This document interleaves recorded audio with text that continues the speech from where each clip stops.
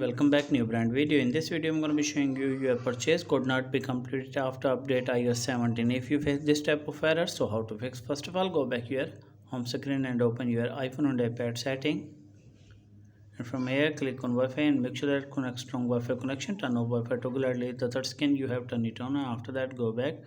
If you use mobile data, then turn on airplane mode. At the third scan, you have turned it off.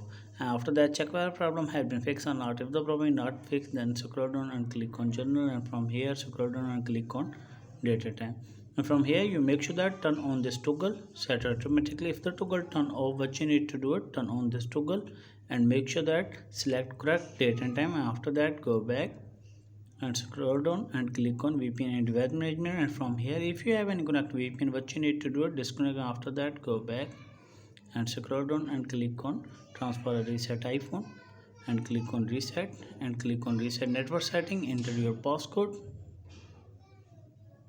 and click on reset network setting. After reset network setting, check whether problem has been fixed or not. If the problem is not fixed, then go for the last method. Go back.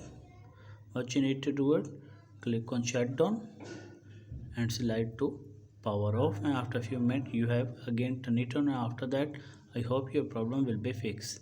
If this is helpful, then like and subscribe my channel. If you have any problem, share with me in the comments box. I will help you more. Thanks for watching.